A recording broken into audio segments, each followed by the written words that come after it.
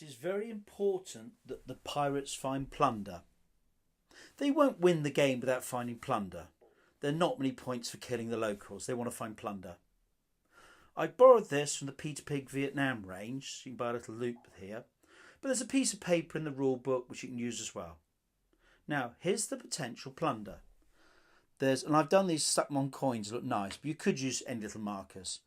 There's 2 high value plunder. There's also some low value plunder. 1, 2, 3, 4.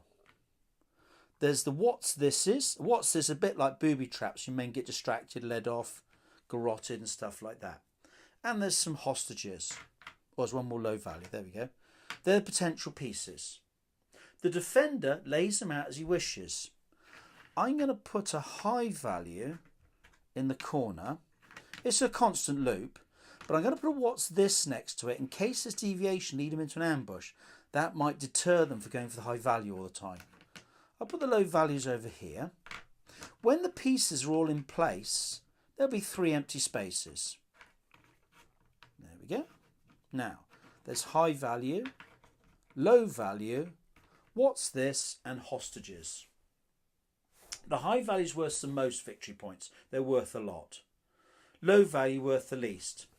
Hostages are a bit weird. When you roll the victory points for them, if you get an odd score, you get the value, but an even score, you get nothing at all. So you get 3 dice, and if I roll 3 dice for a hostage at the end of the game, if I scored 7, I can have those 7 points. But if it was an even number, I get nothing. You might have just picked up a leper or a beggar or a drunkard. Because you don't know the quality of hostages until you get them back to the ship. So it can be a bit tricky. Now this is how the plundering works. If you've plundered a building with an action, you say, I've plundered the building, fine. You pick up a marker from the building and you place it anywhere you like on the loop. So the plunderer, the pirate, plays anywhere he likes. I'm going to choose hostages there. But there is a deviation. Both players roll a dice, but the defender gets a +1 because he's hidden stuff away. So the attacker's going to roll a black dice, scores a 2. Defender scores a 2, but +1 makes it 3. Because he's won by 1 point or 1 more, he can deviate it by 1 spot. Let's do that again. Let's pretend the attacker rolled his dice and got a 2. Defender rolled a 4, goes to 5.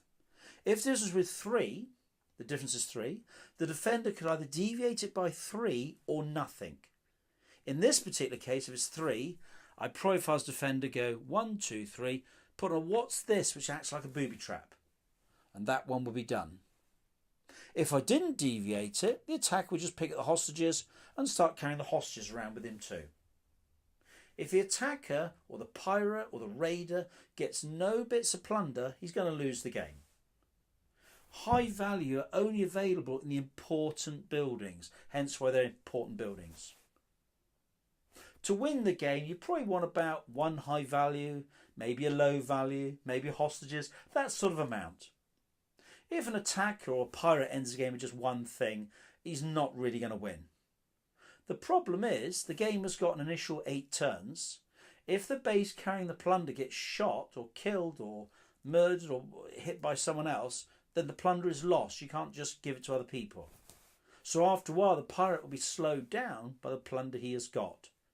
But it makes it a fair game. That's how plundering works.